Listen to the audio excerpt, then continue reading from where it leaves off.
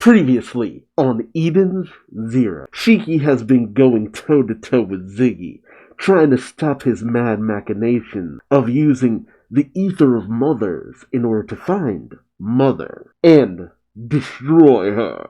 But during their scuffle, Shiki destroyed Ziggy's head, revealing a more humanistic one underneath. What does this mean? Also, Holy has been absorbed into Dead End Crow's body, coming face to face with a smaller aspect of Dead End Crow, who taunts her over the death of Holy's sister and Holy's public shaming at the creature's hands. And despite Holy's best efforts, she was unable to do anything against Dead End Crow within his own body. But before all hope seemed lost, in came Jin and Laguna to help the young miss out. Will they be able to overcome the gargantuan behemoth? Join me as I find out, won't you? Eden Zero. Looks like Rebecca's doing a little bit of a photo op, peeking out over the city, looking cute. Chapter 203, Ziggy. Alright, let's get some answers. Is Ziggy an aspect of Shiki? Shiki from the future? Oh, no. Going in with the Laguna and Jin versus Dead End Crow. Jin still striking that badass pose. Holy looks back at them with tears in her eyes, questioning, You? But how? Meanwhile, Dead End Crow looks at his severed arm, wires sparking. Nonchalantly, he says, Wind ether gear. How can you use your ether gear in here? And Laguna says matter-of-factly, with an ether jammer canceller.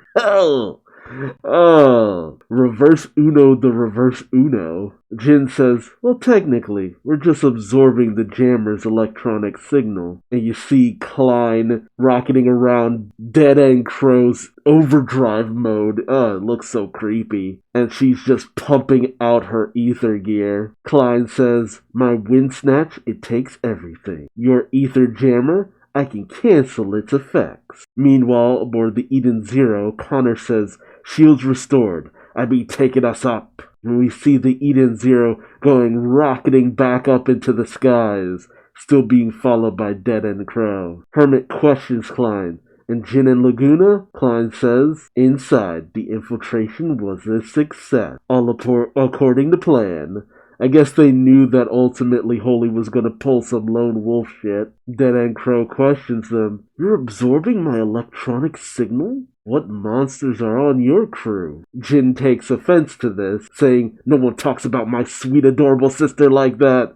Laguna just says offhandedly, it's true, Klein is very cute. But Jin also takes offense to this, saying, Laguna, you have no right to look at Klein that way. But Holy's triggered by those words. She thinks to herself, sister, and she remembers her adorable little baby sister. So cute. She says, Cece. But this causes Holy to come to a realization. She thinks to herself, does this mean I can use my ether gear now? And she immediately sets to liquefying Dead End Crow. Right there, right then. She shouts, melt! As Dead End Crow, or the visage of him, is goopified. And he's melted right on down to a puddle. Laguna simply says, that's a pretty diabolical power. While Jin claps back on this, saying, look who's dogging. But Holy tells them this isn't the main body. Jin simply says, figures.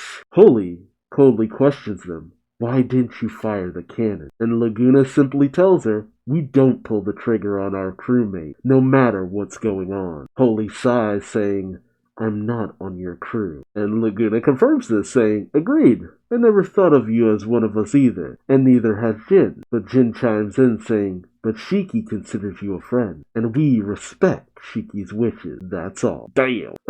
These boys have been neglected so much during the current story arc. I'm actually glad to see this. Holy has an almost dismissive look, almost like she can't understand this way of thinking. But Laguna explains, the Eden Zero is focusing on defense now, and since we are inside the guy, Jin chimes in, let's find his power source, and see if we can slow him down. Holy pauses, then says, alright. Meanwhile, in the Hall of Dead Moms, God, that's so fucked up. I'm sorry, that is still really fucked up. Damn. We see Weiss in his power armor just ripping out the specific mom's corpses in the tubes. Just, it's so messed up, man.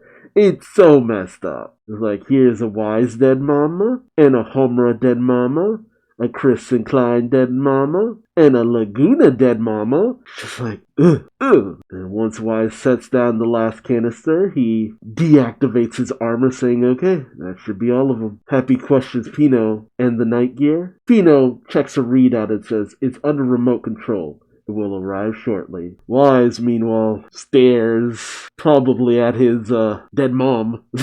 Just the word dead mom is just gonna be spoken of for a hot minute. God, I'm sorry, that's still kind of fucked up. Like, mass murder always gets me, especially when it's displayed so brazenly. But then just fiddling with people's corpses, just like something inside me is just like, nope, that's wrong. Don't do that. Rebecca notices Wise's long gaze and asks, Wise, are you sure you're okay? Wise tries to shake off this comment, saying it's kinda awkward to see my mom naked.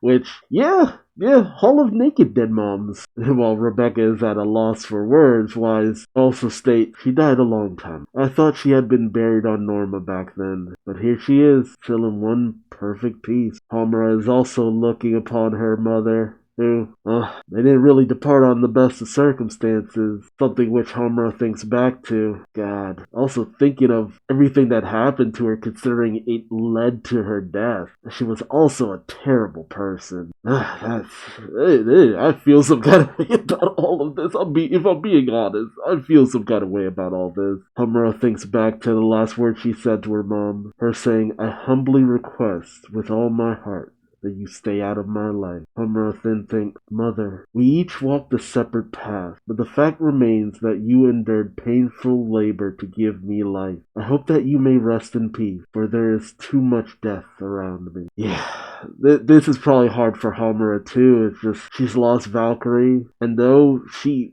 had broken ties with her mother, that's the thing that sometimes I feel like some people don't understand. It's just like, oh, why would she mourn this person? She hated her so much. It's the same thing with My Hero Academia and Todoroki and the rest of his family's feelings toward Endeavor. It's just like, oh, this person was so cruel. They did so many terrible things. Why would you mourn them? Why would you feel bad if anything happens? Because these are empathetic people. They can't just turn off their emotions. They can't just completely erase that bond. There will always be that feeling of, I wish things had been different. It's not that they aren't able to understand that, okay, this person is terrible, and if they continue to be terrible, I just move on with my life. But there will always be that sense of longing in some people, not everyone, but some, that if only things had been different. If only you had been different. Like, I am who I am, and I've made the best of everything that's happened to me. But you haven't shown the ability to change. I wish maybe you had been different from the start. I mean, these things happen. These thoughts happen. Some people just can't completely detach themselves like others could. Some might say, oh, good riddance, they were terrible, to hell with them. But to expect everyone to be like that, nah. Some people just ain't built like that. You then see Rebecca look down the, again, Hall of Dead Moms, Naked Dead Mom. And Rebecca thinks to herself, so many mothers here in one place, and Ziggy wanted to use them all. I don't know how he brought them here. That's the $1 million question. Like, he brought all these moms here, like, damn! But every single person here had a child. He ripped away a piece of their family. I can't put things back the way they were, but I can stop Ziggy from taking advantage of Shiki. You have to beat Ziggy. Here it comes. We cut back to Shiki, looking on in shock, having shattered the, I guess, false head of Ziggy, revealing a smiling face, and underneath, I'm building this up so much because I don't know what's about to happen. I don't know what's about to happen. Alright, Tal, just do it. Motherfucker, it is an older looking Shiki. Son of a bitch. He's got the scar. He's got the weirdness going on with his eye. The thing that kills me too is when Shiki had all that shit happen to his eye, I'm just like, he kind of looks like Ziggy now. I thought it was something thematic going on or something, but this? How do you explain this fully? Because when Ziggy changed, it was like something awakened within his programming. The idea that all this time he'd been a alternate version of Shiki. But did he make himself like Jin? A cyborg to the point where he just doesn't age like a normal person anymore? Like, there's so many questions now. How did Shiki become this? How did he find a younger version of himself? What happened on that mission to find Mother? Is this all one time loop? Has Ziggy been trying to make it so that our Shiki becomes him? And creating a world ruled by bot. Okay. I mean, of course, some of these questions will be answered going forward, but it just raises so many questions. That's insane. And Mashima has said that he's planned this out from the jump. So, damn. I'm just fascinated where this is gonna go from here on out. and Shiki Ziggy, I'm just gonna call him Ziggy still, he just looks at Shiki, smiling, and Shiki's just trembling, like, you look like me. And then Ziggy's artificial looking eye, glows black, and Shiki is shocked, saying, what's going on? And Ziggy simply states, everything is connected. This is some Kingdom Hearts shit. This is some Kingdom Hearts shit. Everything is connected. God damn.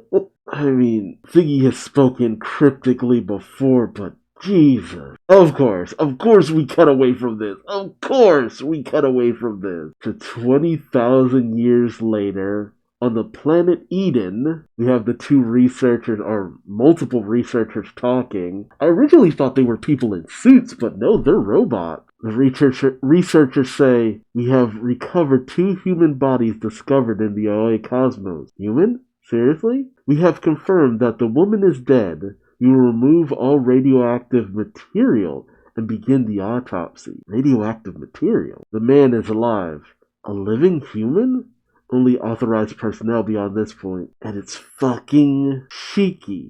We had those theories all that time ago, because they found Rebecca's B-Cube, so was it Rebecca and Shiki? How did he end up like this? How did he end up so far into the future? The researchers look upon Shiki in this healing tube or whatever, all strapped up with wires and tubes, and looks like he had a hole blasted into his midsection. Like, he is cut to shit. He's missing his right arm from the looks of it. Like, something fucked up Shiki. The researchers say these are some serious injuries. Are you sure he's alive? The other one says, we're still getting life reading. And then Shiki in the tube opens his mouth that looks like he's been dehydrated for years, days, whatever. And his vital signs start to spike. He tries to speak. The researchers say, he's trying to say something. Raise the ether saturation to 70%. Give him some protein, man! And the researchers ask, do you understand our language? Shiki doesn't respond. The researcher asks, what is your name? Shiki pauses and then says, Kih. The researcher says, I didn't hear that. Can you say it again? Shiki responds, Ji, yeah, shi, z, ki, yi. He starts flailing about in the tube, knocking off his breathing apparatus. Shiki then says, missing an eye, a savage stitched cut on his mouth, his one good eye tearing up. He says, Ziggy. And then we cut to present day Ziggy, who says, I am from 20,000 years in the future. I am you, Shiki. Son of a bitch. Son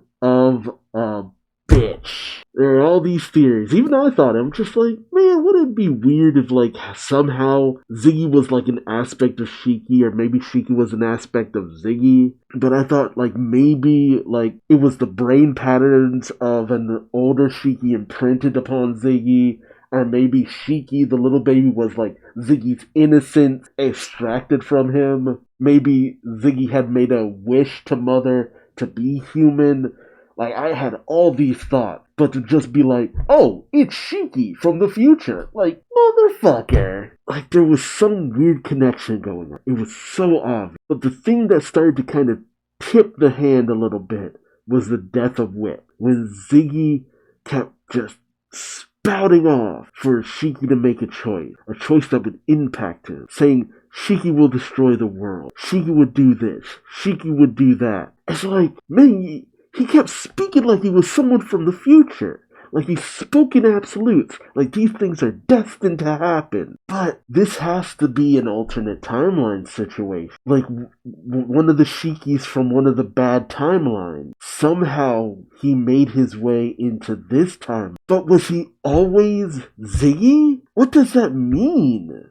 Ultimately, what does that mean for Shiki this entire time? Was Ziggy always a future version of Shiki? Has it always just been one big weird time loop? I mean, is this the one reality where Shiki had actually gotten so far to actually see that Ziggy was a future version of himself? Like, that's the thing about time travel, man. You gotta start explaining things, because 9 times out of 10, it's just like, no, that's bullshit. There's so many holes in this. I mean, that's the ultimate thing here. Time travel in Eden Zero doesn't work like normal time travel. It works more along the lines of parallel universe theory, where it's just that our Rebecca is essentially just kind of hopping her mind into different versions of herself. But those timelines keep going. Those Rebeccas still lived out these terrible situations, and those timelines just continued on. Whereas Rebecca from a different timeline could just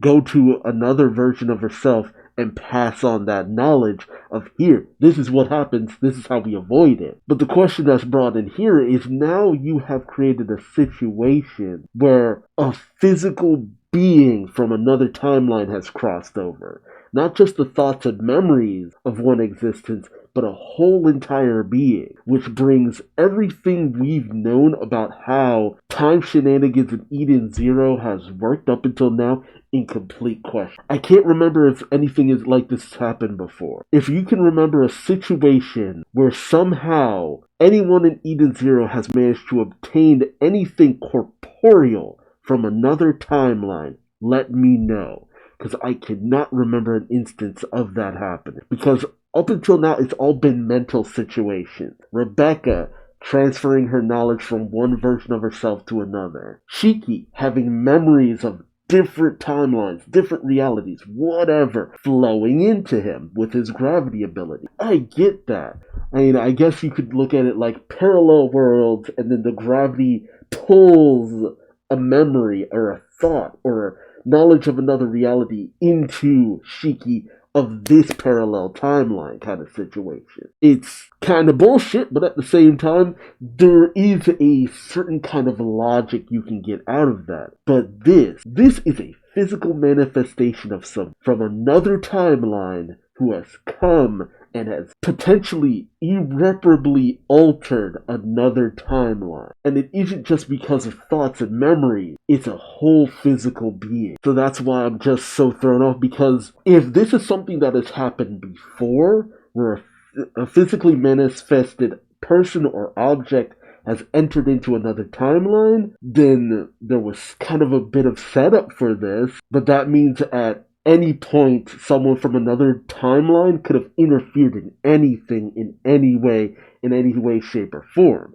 Oh, that's how it worked in Fairy Tail, with the two Lucys during the Grand Magic Game. And how that's the whole basis behind, like, Terminator, Back to the Future, stuff like that. But as far as I can remember, Eden Zero has avoided this kind of situation, which to a certain degree kept things a little less muddled, but they've been pulling some shenanigans for a while now. So I have to kind of question, like, what does that mean about everything that Ziggy had done up until now? The meeting of Elsie Crimson, did he completely change her destiny? Witch, Valkyrie, Hermit, Sister, were they humans originally? The 4 Dark Stars, too. Is that why Shiki had those memories of them apparently being human? Did he completely alter their course of history as well? Is this essentially Prime Shiki who has been just creating so many shenanigans across space and time that he has altered things irreprehensibly? Are we going to find out there was some original timeline that never had Ziggy in it? But then what does that say about Shiki? Because Ziggy brought back Shiki from when he went to go get Mother. I always assumed that Shiki in some way, shape, or form was created because of Mother. But if there is the potential that Shiki would have grown up without Ziggy's interference, without Ziggy going to Mother and getting him, then Shiki had always already existed. But what was that original existence if that is the case? Because with time travel, you either get a situation of cause and effect, there are ripples throughout time, you change one thing, it just creates ripples across all of time where things just adjust themselves and change and alter and distort and just they form something completely new after a certain point? Or was this always meant to happen? Is it all just one big loop? Which can't be the case because Rebecca has consistently altered how things go through various different timelines. I'm confusing myself at this point. But one thing I will say is I've always thought that Shiki and Ziggy's names sounded a little too similar. So I'm not sure if what we're seeing here with Shiki in the tube, is this him trying to say Shiki, but he says Ziggy instead? Or is this him actually trying to say Ziggy? There are so many questions now. There are a horde of questions now. There were already questions, but now there are a metric ton of questions now. And it's just like, Mashima has been like, oh, I wanted this to end within about 200 chapters. I think that was what he said in the interview. He originally wanted this story to be about 200 chapters or so. He's surprised it's lasted this long. Dude. I already felt like the, 2-year time skip? Or was it more? 3 years? God, I'm mixing up my time skips, but the time skip in general was a little out of nowhere. It pushed things a little too far forward from what I was ready for. But now I'm just like, bruh, you need to slow your ass down. I need some answers. I need some answers on where you're going with all of this. So let me know your thoughts, feelings, and theories in the comment section below. If you like this video, do all the YouTube stuff, or don't. I ain't your daddy, but I still love you like one. And until next time, I've been Duuz-Diz-Din, and I hope to see you in the next video. Till then, bye-bye.